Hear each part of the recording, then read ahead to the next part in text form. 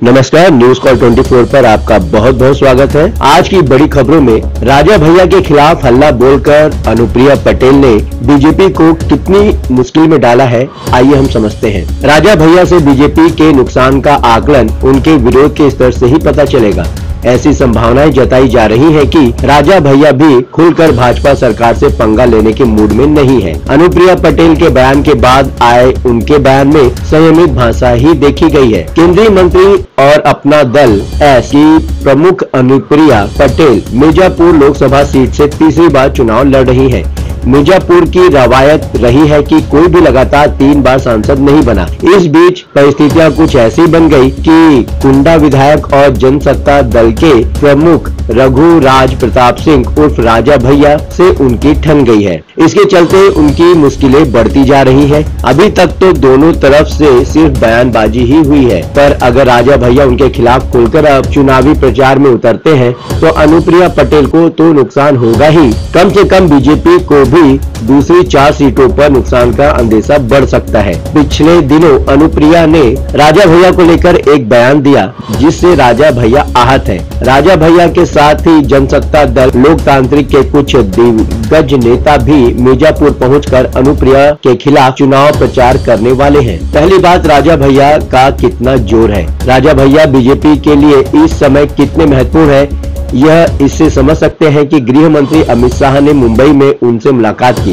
इस मुलाकात के बाद एक बारगी तो ऐसा लग रहा था कि राजा भैया बीजेपी को समर्थन देने वाले हैं, लेकिन बाद में कुछ ऐसा हुआ कि राजा भैया ने किसी भी दल को समर्थन नहीं देने का ऐलान कर दिया। इस बीच राजा भैया के महल पर बीजेपी नेता संजीव बालियान स्थानीय बीजेपी प्रत्याशियों के साथ पहुंचकर बात की, लेकिन बात नहीं बन सकी। इसके बाद सियासी बयानबाजी तेज हो गई। बाद में उत्तर प्रदेश में एंटी इनकम्बेंसी की बात करके राजा भैया ने करीब क्लियर कर दिया कि वो समाजवादी पार्टी के साथ हैं। बस इतना होने के बाद अनुप्रिया पटेल भी खुलकर खेलने लगी। अभी तक राजा भैया का विरोध दबे जुबान पर होता था, पर अब खुलकर अनुप्रिया ने उनके खिलाफ मोर्चा खोल दिया। राजा भैया और पटेल के बीच तनातनी के पीछे प्रतापगढ़ में भारतीय जनता पार्टी के प्रत्याशी विनोद सोनकर की जनसभा में अनुप्रिया पटेल का एक बयान है। अनुप्रिया ने यहाँ भाषण में कहा था कि अब राजा लोकतंत्र में रानी के पेट से पैदा नहीं होता है, अब राजा ईवीएम के बटन से पैदा होता है। स्वघोषित राजाओं को लगता है कुंडा उनकी जागीर। उनके भ्रम को तोड़ने का अब आपके पास बहुत बड़ा और सुनहरा अवसर है। मैं आपसे कहना चाहती हूं कि इस बार ईवीएम का बटन दबाने जाएं तो याद रखिएगा कि केवल मतदाता ही सर्वशक्तिमान है। राजा भैया ने बहुत संयमित जवाब दिया। उन्होंने बिना नरेंद्र मोदी या अमित शाह, योगी आदित्यनाथ आदि की आलोचना किए कहा कि राजा या रानी अब पैदा होना बंद हो गए हैं। ईवीएम से राजा नहीं पैदा होता है, ईवीएम से जनसेवक पैदा होता है या जनता का प्रतिनिधि पैदा होता है। ईवीएम से पैदा होने वाले अगर अपने आप को राजा मान लेंगे तो लोकतंत्र की मूल भावना ही हार जाएगी। जनता जनार्दन आपको ये अक्सर अवसर देती है कि आप मेरी और क्षेत्र की सेवा करें। राजतंत्र तो कब का खत्म हो गया। कुछ कुंठित लोग हैं जो ये करते हैं, उनसे मुझे कोई शिकायत नहीं है। इस बीच ऐसी खबरें भी आई कि राजा भैया के समर्थक नेता मिर्जापुर अनुप्रिया पटेल का विरोध करने पहुंच रहे हैं। राजा भैया अगर समाजवादी पार्टी के साथ खुलकर आते हैं तो प्रतापगढ़ और कौशाम्बी सीट पर बीजेपी को नुकसान होने की संभावना बढ़ जाती है, कारण कि इन दोनों ही सीटों पर राजा भैया की पार्टी ने अपने उम्मीदवार नहीं उतारे हैं, जबकि इस इलाके में उनका काफी प्रभाव है। कौशाम्बी में वोट पड़ चुके हैं, पर प्रतापगढ़, भदोही, मिर्जापुर, इलाहाबाद में अभी चुनाव होने वाले हैं। इन सभी सीटों पर राजा भैया का प्रभाव है, पर यह निर्भर इस बात पर करेगा कि राजा भैया के विरोध का स्तर क्या है। दरअसल राजा भैया भी नहीं चाहेंगे कि बेवजह का सरकार से पंगा ले। डीएसपी हत्याकांड की फाइल अभी भी क्लोज नहीं हुई है। राजा भैया का इतिहास भी बहुत साफ पाक नहीं है। पुरानी फाइलें कब खुल जाए यह पता नहीं चलेगा। बीजेपी को कितना नुकसान हो सकता है।